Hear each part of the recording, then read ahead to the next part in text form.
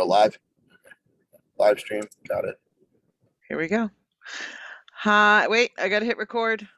Record on this computer. Got it. Boom. Hi, everybody. This is Zoph. You are watching Simply SCAdian, no title required, with my awesome, amazing, wonderful, beautiful, pretty Dutch solo, Lucas. Hey, Lucas. Hello, Zoph. How are you? Hi, everybody. Welcome to Simply SCAdian, a no title required. I'm going to give you the spiel like I always do. So what our mission statement is, as it always is we want to highlight the people in, around, and involved with the SCA in various forms that maybe don't get the attention that sometimes they deserve and sometimes they need based on their knowledge base. We know lots and lots of people, lovely people who we respect, that have crowns, that have titles, that have peerage. And we love talking to those folks. But we thought this would be a great forum for people who maybe didn't take that route for various reasons. They haven't achieved it yet. They don't want to achieve it. They like where they play. And so we really want to talk to those folks. So once again, I invite you, go to the Facebook page. If you know somebody that we should be talking to, we want to talk to anybody and everybody from all walks of the SCA, whether you're fighters, fencers, archers, all right, whether you're in service, whether you're a bard, whether you're in food or venting or brewing, whatever it is. We did seem what am I trying to say here? Nobody's going to bail me out. Good. Thanks, everybody. Sewing, that's the word. Okay. It's English. Do you speak it? Yeah. It's been a long day. And for those of you who are not friends of mine on Facebook, I took a bad fall earlier in the week and hit my head and had to go to the ER and get x-rays. But the doctor said my head is fine. So that's proof. My head is fine. But tonight, yeah, thanks. Thank you. But tonight, we're going to welcome a guest who is not a member, but has definitely been around the SCA for a very long time, that they have some very valid opinions about things, and we'd love to talk to those folks too. So if you have somebody who's been around, but maybe they're not a member, and again, those people have valid things to say. For many years, we know my past has been, I've only officially been a member for a little over a year, but I have definitely been playing in the SCA for much longer than that. So if there's somebody like that, go to the Facebook page, fill out one of the flyers, one of the questionnaires. Let us find that person. All right. But tonight, I'd like to welcome Phones Flarg, who is a campmate, shipmate, and I'm going to be honest, brother of mine for over 20 years now. It's over 20 years. Yeah, it is over 20 years. So though he's not a member of the SCA, Penzig is like a second home to Phineas. He's attended every Penzig since 1994 and camped every year except for one with Ravenspittle. Phineas started his Penzig journey. I lost my place. As part of the Ravenspittle Boisterous Acting Troupe, was awarded a Paragon of Merriment from the Kingdom of the West. One of his titles in Ravenspittle is Ship's Carpenter. He's designed and built the pirate ship that we use as our gate, which has become somewhat of a landmark in the bog over the last 16 years, and was even up on the Serengeti near Hamakamanari, if you're familiar with that. Another title is Camp Ship's Doctor, given to Phineas for his love of mixology. Needing a place to practice his skills, he also built a humble tavern, and became Dr. Phineas's Apothecary, located right next to the ship, which is where he and his wife reside during Penzig. So they live in their bar. Mini Bar, his wife, is a wonderfully patient person. Though through Penzig, Phineas has made so many lifelong friends and amazing memories. He believes that love and laughter are what is most important in his life and can always be found regaling someone with his tales of Penzig past and trying to get them to experience it for themselves. And that is how I found the SCA, kind of. So it was one of those, hey, you should go to Penzig. What's that? So welcome to the show, Phineas. How are you tonight? I'm doing great, thanks. How are you guys? Doing well. Awesome.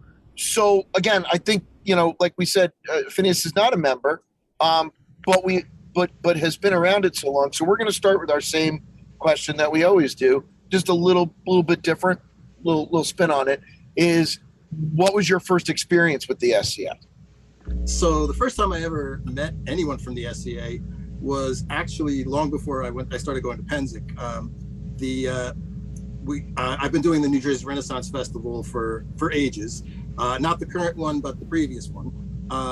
So in 1989, when we first started, a chapter of the SCA actually came and did battles at the fair with us. So that's kind of how I got introduced to it.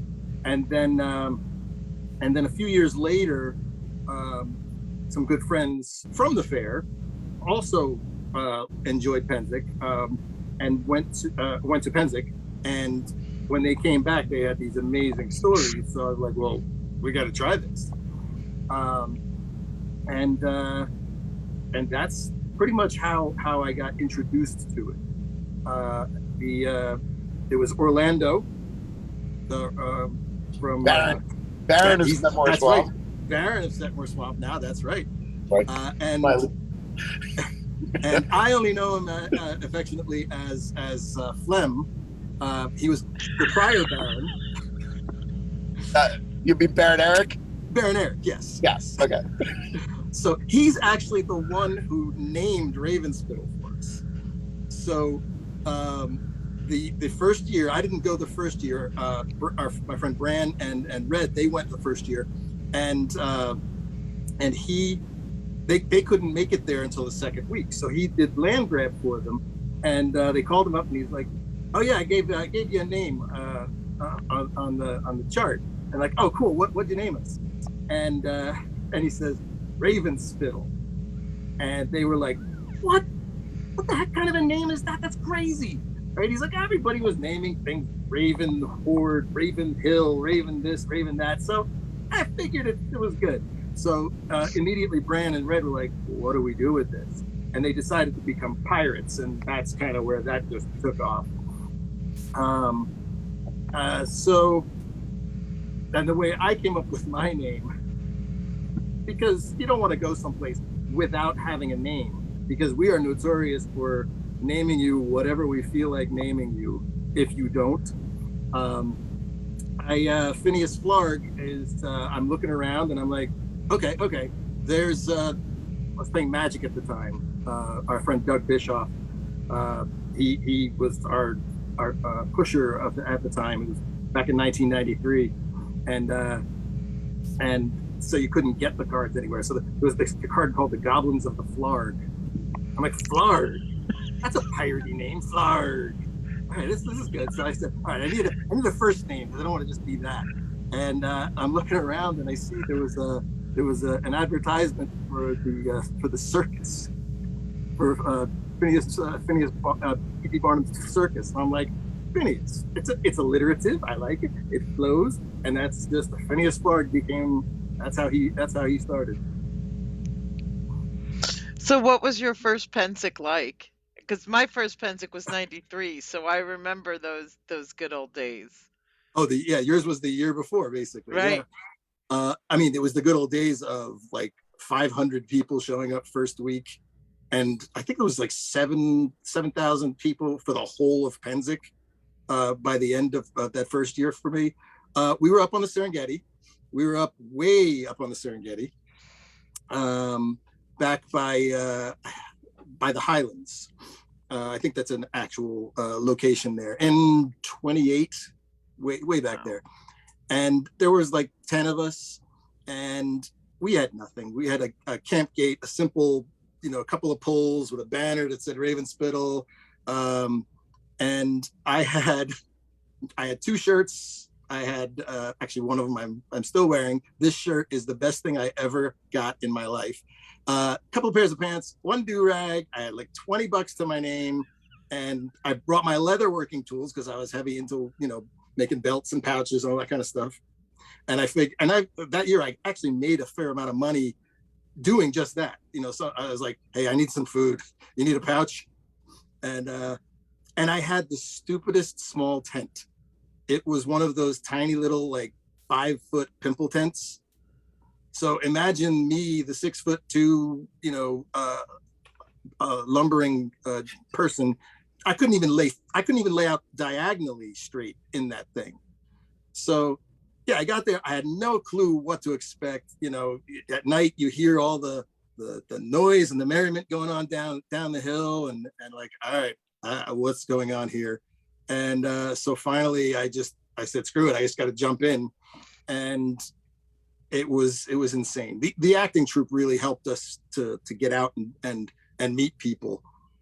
We did we had a couple of shows we brought from the Ren Fair, a couple of our quick little 15-minute Shakespearean knockoff kind of shows, and they were tried and true. They're really wonderful shows, and we kind of penzicked them up a little bit to kind of make them fit a little bit better. But we would literally carry our Trojan horse head around with us and all of our wooden swords, and we'd walk around and come across the camp and say, hey, you want to see a show? I love it. People would let us in. We'd set up and we'd do the show for them, and they'd be like, oh my God, that was amazing, thank you. And then we always get the offer of drinks and whatnot. And we had this hard, fast rule that we didn't drink until after we were done performing, which was a good rule. Was this a rule that was instituted from the beginning, or did you learn that you needed to institute this rule? Oh no, it was from the beginning. we know our smart.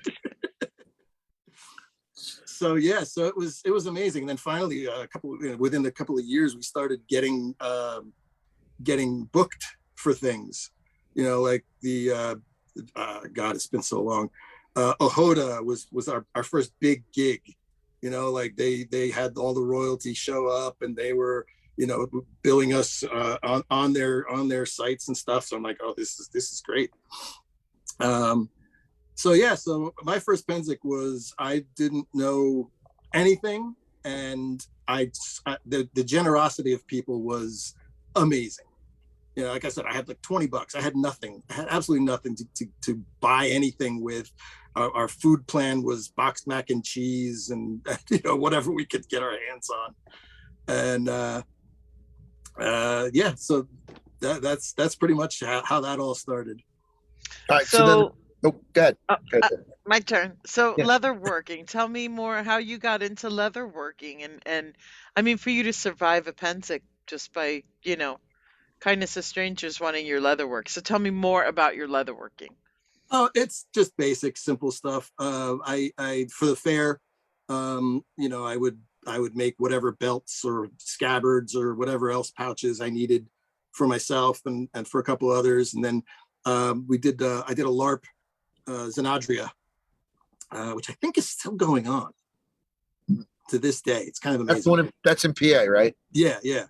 And so I knew I had that, and I'm like, well, you know what? I started making kits for people. You know, like I would punch out all the leather, dye it, you know, put all the supplies they needed in it, and give them instructions on how to make their own kit, their own pouch or whatever. And so that's pretty much it. I like to think of myself as a jack of all trades and absolutely a master of none. I don't know that that's actually valid, but I'm good at a lot of things. He sews really well. I do like to sew. I've done like 5 weddings. I did Christy's wedding dress. Yeah, my wife's wedding dress. He did. No, yeah. We should talk later because I've decided I want to have a pirate outfit for next Penzic, just so that I can come hang out with you guys and be a pirate for a day. You must. We will talk. All right, we will definitely go ahead. Talk. Lucas, your turn. So we're your hat is, see, again, this is where the master, the jack of all trades, master of none falls apart, because you I know you didn't make the first Raven Spittle, and I know there's an evolution to the ships because I know that there's been a few of them. So take me through the evolution of the ships as far as a ship's gate, a camp gate is concerned, how they started, and then like how you evolved the process. So it actually started, we moved down from N28 to E6, right behind Yamakaminari. And so it was we were the pirates on low road. So it was great. And my friend Chris was doing a performance of The Tempest and for McCarter Theater. And they were just throwing the set away. and it was like a 14-foot ship, but it was kind of angled. So, the deck wasn't flat. It was kind of up on and so we were like, this is perfect for a sobriety test. Chris said, if you want it, come and get it. Just bring a truck, you pick it up, you take it, it's yours. So we did. And, we brought it there. We set it up as our gate for that first year. I built a makeshift mast for it because it was missing a lot of things. Built some stairs off the back, and it was kind of a sobriety test at times, because when I say angle, it was a good 30-degree angle. It was shipwrecked, so in the show. Oh my God, this was the ship that was stolen by Aker. They snookered our captain, who actually became the captain because of this. He was on guard duty, and we all went out to perform the show, and we came back, and the boat was gone. And we're like, what the hell just happened? And I was admittedly, I was livid, because I spent the last like 2 or 3 days or 4 days working on it, putting a mast together that, it was sturdy enough for where it was, but you didn't want to move it because I don't want to hurt anybody. I don't want anybody being clocked with a mast that falls over. And I built the stairs to fit the ground. There was shims and all this. And in hindsight, it was brilliant. It was so much fun. But at the moment, I was livid. And I basically walked down there, and Brand stopped me. I was starting to disassemble their gate and bring it back to us. But I didn't. And all was good. They brought it back, and they actually helped me reset up everything. So it was, and that's how I met a lot of people from Aker. So somebody asked a question. Oh, wait, go ahead. Is there more to tell? I was going to say, so then after that, I decided we need to make a bigger boat, and something that people can't lift up and walk away with. And that's how the first incarnation, I guess the second incarnation of the Raven Spittle came about. And I designed it after the Fisher Price boat. Like it's the perfect shape. Yeah, we kept it for years. I think we have a second one now. Yeah. Anytime before we put the boat up, before the boat's actually out at Penzig, we put the little ship out there, the little Fisher Price boat out where the boat should be. So I'm sure there's a lot of people now, younger people who are like, Fisher Price boat, what's that? But so how long does it take to set up the current Raven Spittle? Oh man, I wish we could share a screen and share a picture of the Raven Spittle for those who haven't seen it. Send me a picture really quick, Lucas, and I'll share it. Yeah, I'll see what I can do. So how long does it take to set it up? So we got wise after I made the first one in sections because we were storing it. Excuse me, in a storage facility, and so I made it all 4x8 or less sections, and it took us hours to put together and hours to take apart and load and transport. So we decided that the latest one was we built it on the trailer. So it's a 24-foot trailer. And it takes us about 6 hours to put together. A good deal of that is untarping it, because we decided if we're making something pretty, we want to tarp it so that it doesn't get wrecked by the weather over the year.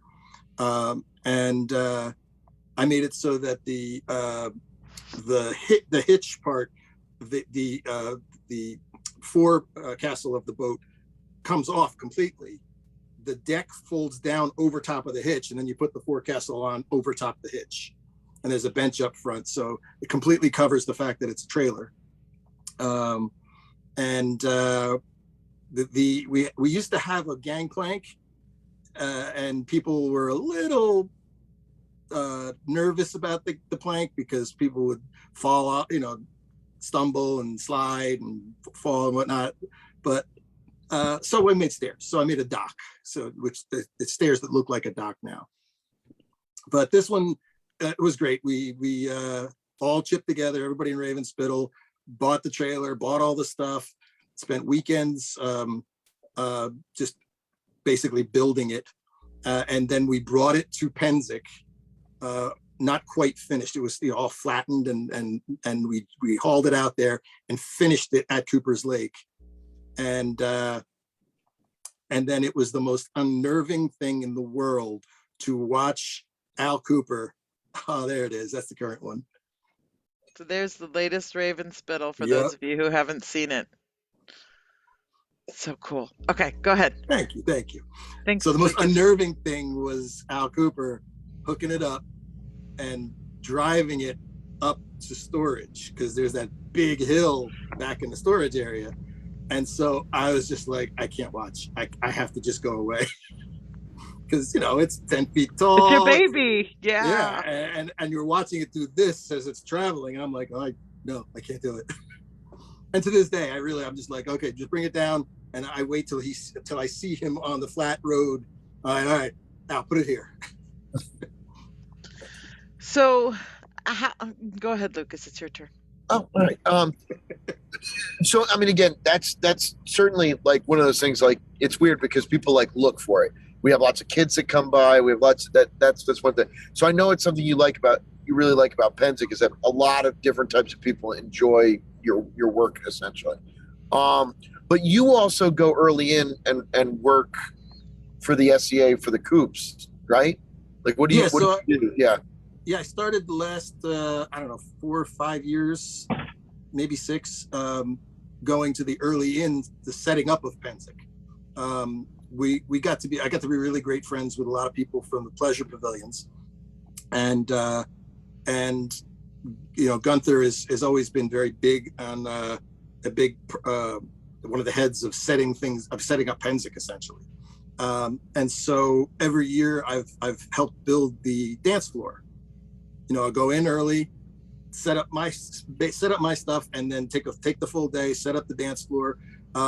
Once in a while, you have the option of dance floor or troll, and I like to do the physical labor more than I do I love talking to people and I love meeting everybody, but I'll do that at my tavern kind of thing, or when I'm walking around. But I've gone to help troll a few times when they really need it.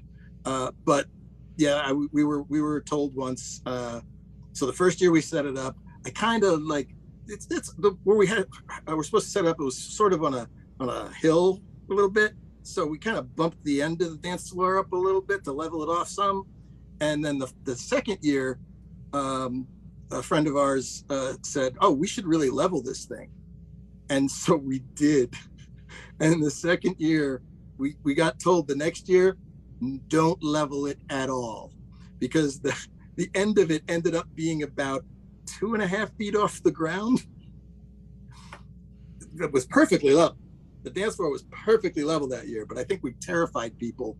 I think they had to put up like caution, tape and stuff like that on the ends, so people didn't dance their way off. That's where you met Duncan through that, right? Just for mutual friendship here. I know that. Oh no, I met Duncan long before that. Oh, okay. I thought because he does a lot of early in stuff, I thought that's where you met him. But so people who don't wait, now you got to tell our listeners who Duncan is. Captain Duncan is the head of Tortuga, which is up past the battlefield, a sister pirate camp of a lot of like-minded and wonderful people that we spend a lot of time with, and the enormous hybrid camp at the event that shall not be named was part Raven Spittle, part Tortuga, part the Night Soul, part anything that we could throw in there. So that they're just wonderful people. So did you go to Armistice, Phineas? I did not. No, I know me, and my wife knows me, and we've been very, very careful with the pandemic. And so I went to help a friend work on his trailer at Penn Light in May before Armistice. And so there was, a couple hundred people there, and I'd go around at night and kind of, hang out with them. But I'm, how do I put this? I am the biggest sharer of drinks, and I am the biggest when I get a little tipsy, I get very friendly and, hey, I'm a hugger, always have been. And so what really hit me hard there was a friend offered me this amazing moonshine that he makes. It's apple pie moonshine. It's unbelievable. I keep telling him he needs to market it. And it was, it's about this much left in the bottle. And I said, did you pour that into people's mugs or did you share, And he went and put it away. So I'm like, it's all about being careful. We are still in the middle of a pandemic, and it's, and it's all about just being careful. So tell me about your bar. So I've never, like, even when I was in my party phase down in the swamp, I camped at Willow Point when I first joined the SCA, first started going to Penzic. But I would sort of diddy bop up to the bar, get a drink, throw $1 in the pitcher, and then keep going. So tell me how a bar works down there, down at the bottom of the hill. How does that work? Before you answer, I just want to also say, if you also want to comment on the evolution of it, because when I first started going to Penzic, which obviously it was a little bit later than that, parties were huge, but now I've noticed that bars are huge. Like it was like the hell party or they were colossal events that you stood in line to get into, including our old party, because we used to have and now it seems like it's a bar scene. So maybe those two things are kind of congruous is to talk about. So I think there's probably about 5 or 6 larger establishments at Penzic that are open a fair amount during Penzic. So everybody runs it their own very differently, has their own different rules. So I started off when we were back on Low Road. Before I made the trailer for our bar is a trailer. So the half of the trailer is where we live. The other half opens up and I set up the bar underneath it. And I'll send you a pic of that too. Okay. And so before that, I had built a structure for myself because I'm not a big tent camper. I like to have a floor and a roof. So I don't fear the weather whatsoever. I am a glamper. I am not a camper. Excuse me. And Same. So I would have this, little tiny table set up outside the front of my shack.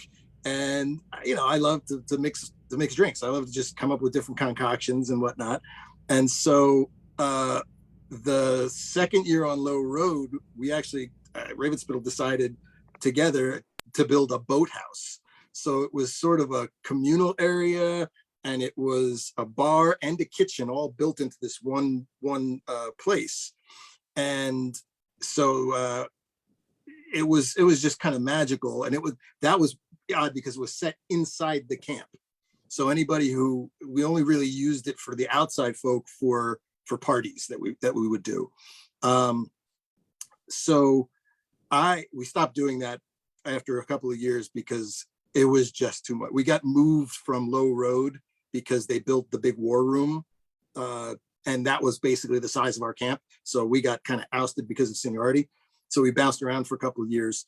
And the first year we bounced from there, we were like, this is going to be a lot of work to try and level this on the new piece of land and set this up. So we decided that was the end of the boathouse then and there. We found a home for it. So that was good. But I still wanted to do my thing. So I have always set my shack up at the tail end of the boat, right behind the boat. So I'm always camping on the road. And I'm a very sound sleeper. I don't know how Mini Bar does it. She's amazing. So I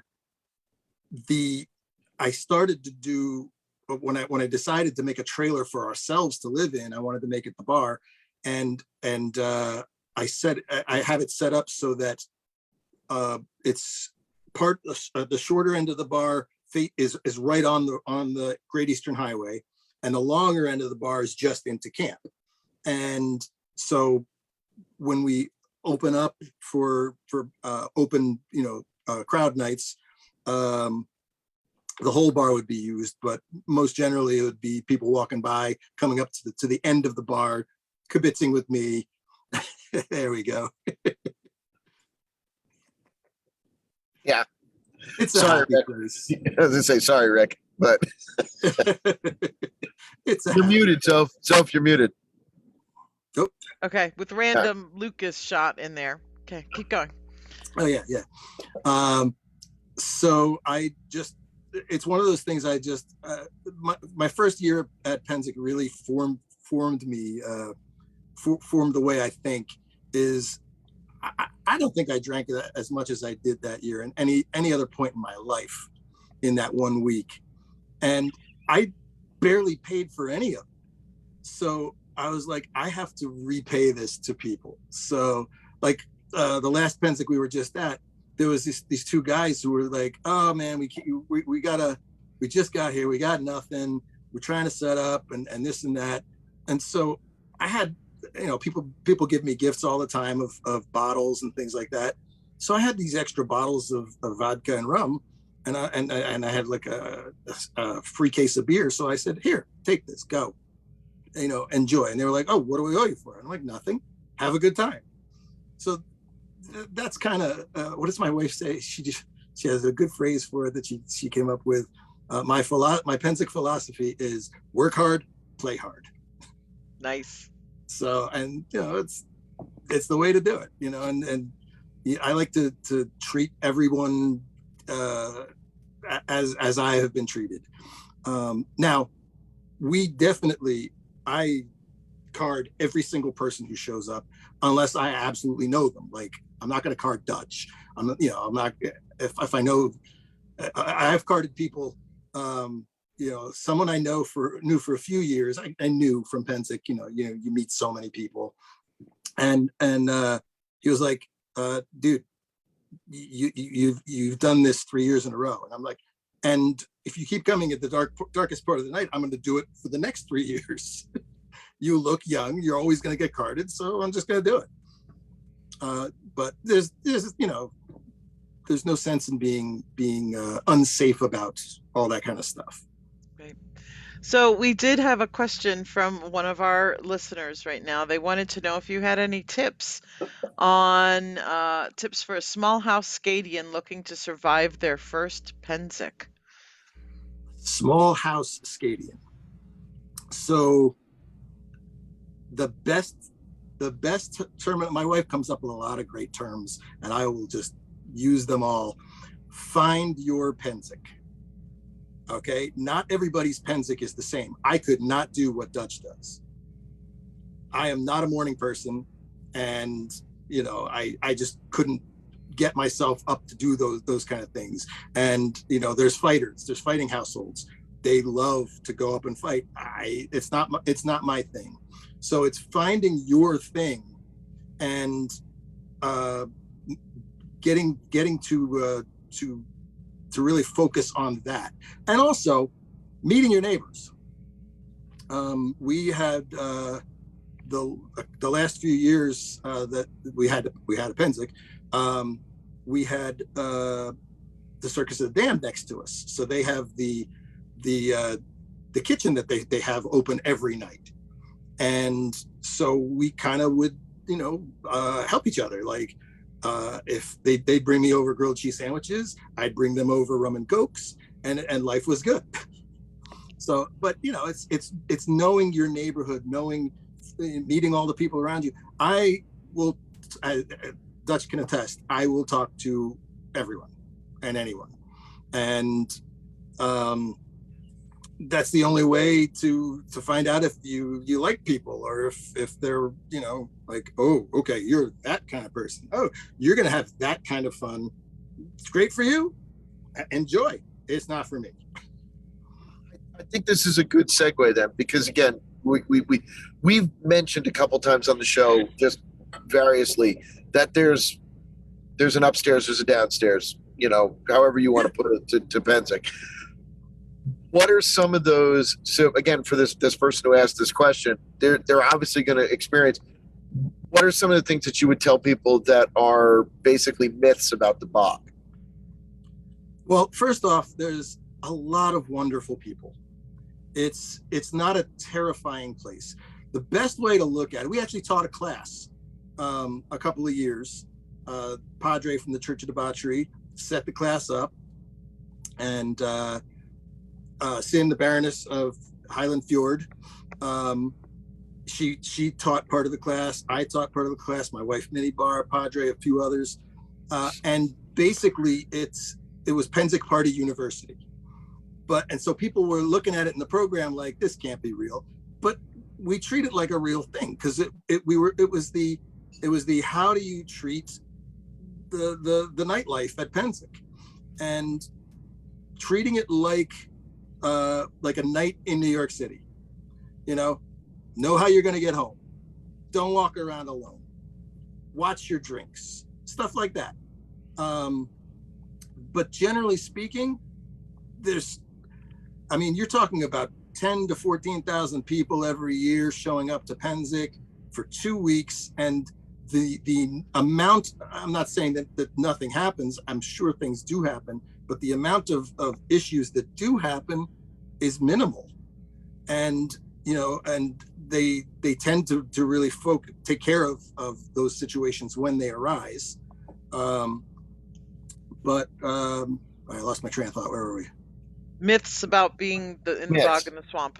Yes. So I know, as I said, having talked to everybody I meet all the way around, there's just a lot of wonderful people. And if you were having a trouble and you were in the middle of the street and you said, I need help at the top of your lungs, 10 people would come out from various places and say, what do you need? There's always going to be drunken idiots who offer their help, but you're always going to find someone who, I've walked people home up to the B blocks, because they couldn't make it, and various things like that. It's what they do. It's what we do. We, as I said earlier, work hard, play hard. So yeah, I think in some ways, I've always said that the bog always seems kind of hypersensitive to the rumor or the reputation, and really strives hard to not be what people kind of say. Oh, it's dangerous down there, and they're going to roofie drinks, and they're going to again, I've been gone for quite some time. I've never really experienced that, and I've seen a lot of acts of chivalry. If I want to put a finer point on it. One of the things that most people don't know, and you might want to comment on this too, when we're talking about bars, is that sometimes we use the bars for meet and greets or charitable events too. Oh, absolutely. Oh, really? Yeah. So every Thursday at the end of war, for the last as long as I can remember, I do a thing called drive-by drinking, and it's basically, I don't want to take all this booze home with me. I wanted to find a home. So we started coming up, getting causes. And I think our most successful one was when a friend's husband passed away. We all raised like $1,300 for the family. Every dime I get from whatever, from donations are given, first off, let me just preface this with, I never charge for drinks. I don't know of anybody who ever charges for drinks. There's donations are graciously accepted. That's it. I will not deny somebody a drink because they don't pay for it. Yeah. But when it comes down to it, just a 1 4-hour night raising $1,300 for someone is amazing. Over the years we've had so many people die, so many friends die from cancer of various sorts. And so my wife and I have raised money for cancer with the bar. And I can't speak for other places, but I'm fairly certain that they all do that. You were saying a meet and greet. So our friend Cato from the Pleasure Pavilions, wonderful idea he had. And it's basically, he would get 3 or 4 camps of people who should know each other, but don't. together and you stand in a line and you get 30 seconds and you say, hey, I'm blah, blah, blah from blah.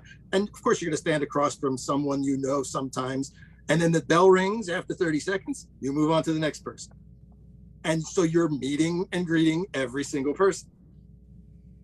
And as I said, there's a lot of times, you meet a lot of people at Pennsic.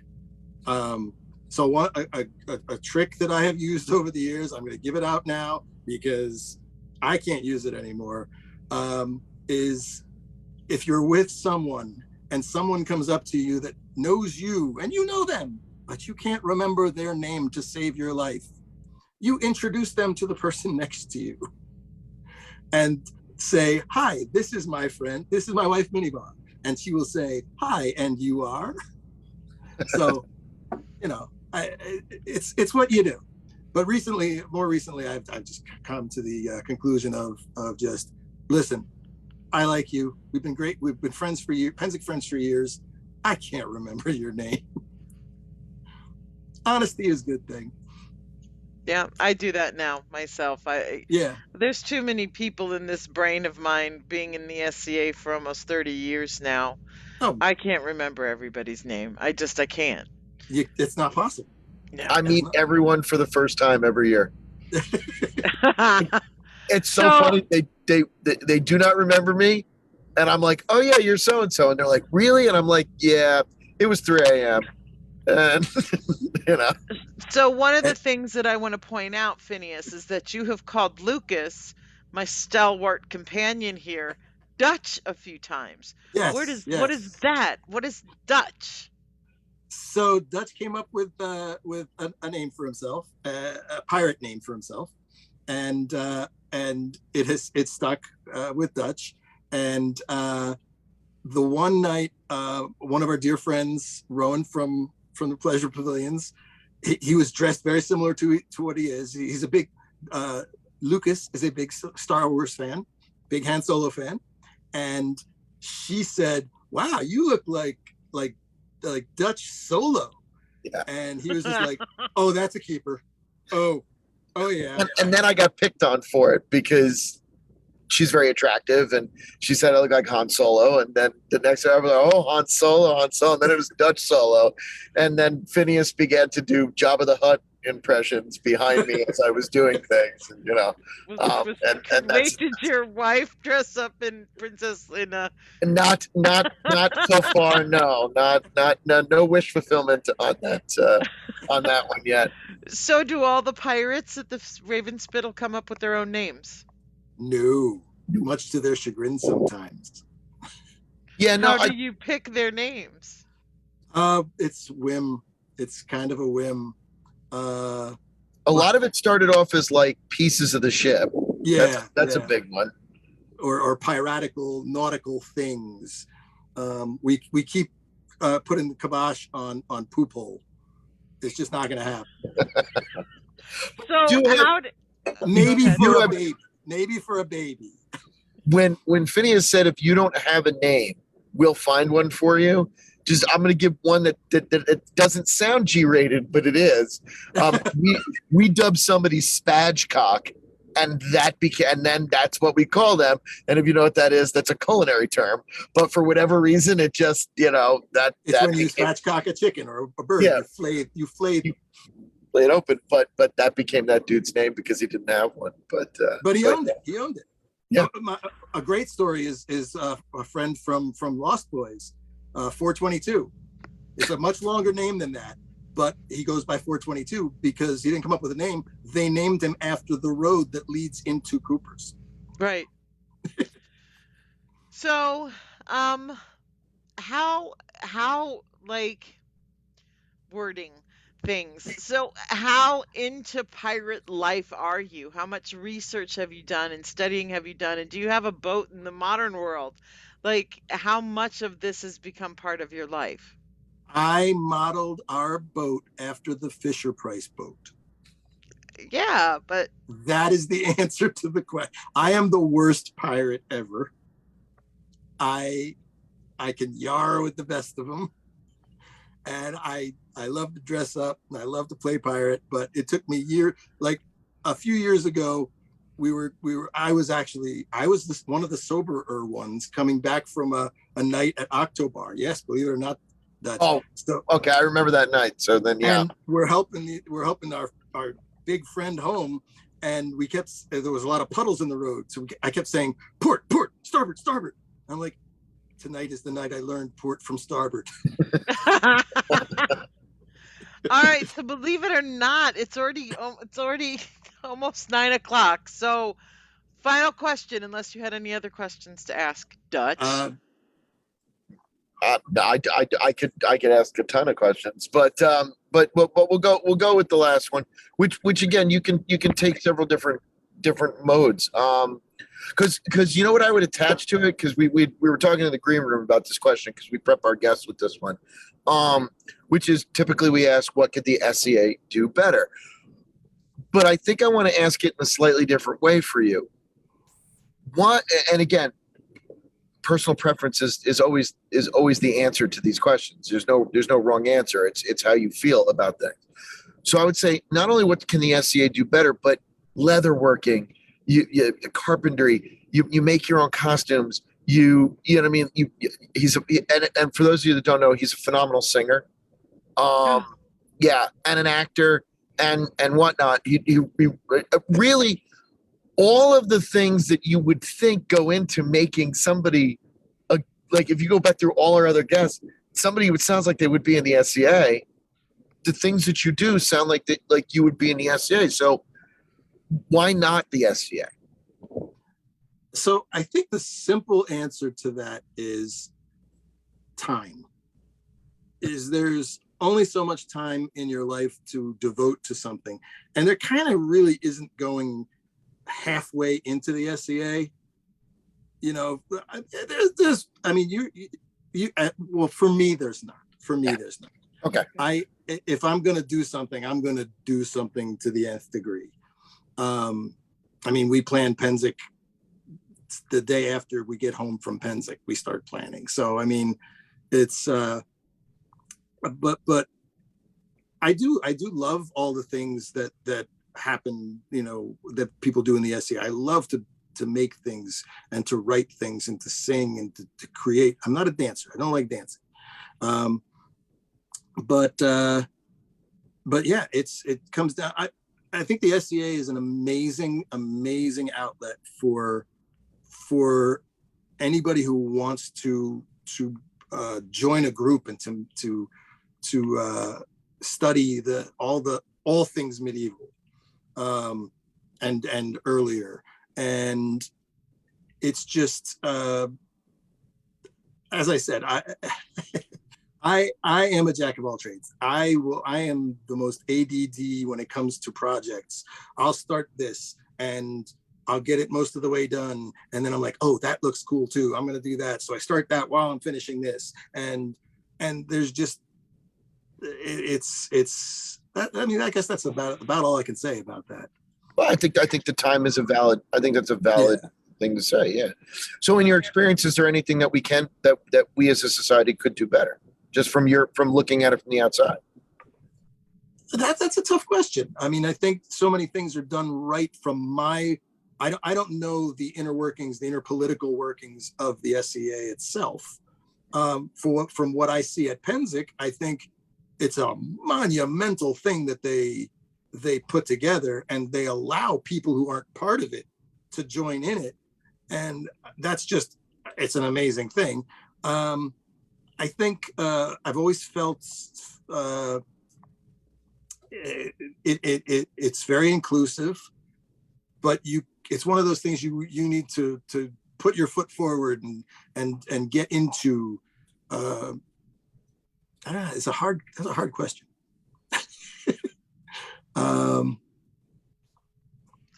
So what does Penzic do enough for people who are not in the SCA? Do you think that the SCA could do more to get Penzic goers like you to want to get involved in the SCA? Like, are we missing something important with those people who are just Penzic goers? And there's nothing wrong with that, because I was one of them too. right? The people who go to Penzic and that's what they do and that's their fun. Is there something that the SCA could do more of to get those people to turn and join the SCA and become active in the SCA too? So I guess here's my take on it is when someone goes to Penzic, they're one of two people. They're a person who's going to join the SCA or a person who's not going to just join the SCA. Either way, they're going to have a good time at Penzic. I feel like I don't know if they can offer anything more. They have classes on just about anything you want to do. They have vendors on just about anything you want to buy, period related. There's someone at every 10 feet who will talk your ear off about any one particular subject, and it's I feel like it's you're going to know right off the bat if it's your thing or not. Okay. Thank you so much. I'm gonna just say this one more thing, okay? Because again, I'm gonna keep beating this dead horse, and Phineas, you can help me. So when we do Simply SCAdian live at Penzic, okay? Wow. Oh no! Because that's a thing. That's a thing that's gonna happen. The live version of this will happen. Phineas, you got to come in 10 bar during the show. You got it. Okay. We just went a few months ago to New York to see. We were big fans of the Love It or Leave It podcast, John Lovett, and it was amazing. So I can see this being set up similar to that. Just you guys on stage talking to people, bringing guests in. I think that'd be we have fantastic. a live band, and then we have a live bar going too. I love it. I don't know if the rules allow us to have a bar, so we'd have to check on that. It's a gray If not, area. we'll Okay. all just tootle down the hill when we're done and go to Ravenspittle and have a bar. What if we did Simply SCAdian live from the boat? Live from the boat. Oh my gosh! All right, I mean, all right, we're out of time. Phineas, thank you so very much for being our guest tonight. I cannot wait till Penzic this year now, so I can come down and hang out with you and sing songs and help you tend bar at the Ravenspittle. We'll have to talk beforehand so we can get you some piratey gear. I'm set. I'm totally down. All right, Lucas, take us out. All right, everybody, you've been watching Simply SCAdian, no title required. We've been talking with Phones Flarg from Ravenspittle. In 2 weeks, on the 24th, we will definitely have a show. I think we're still locking down our guest for that show. So make sure you check the Facebook page. Make sure you're suggesting people for us to talk to. I realized the other day we just passed our 1 year mark. We had just started the show. We started the show about 2 weeks ago. Was our first show. So we've been at it for a year. We're in season 2. We really need your suggestions on guests. We know throughout the entire known world there are people to talk to. So let us know who they are. Thank you so much. Good night, everybody.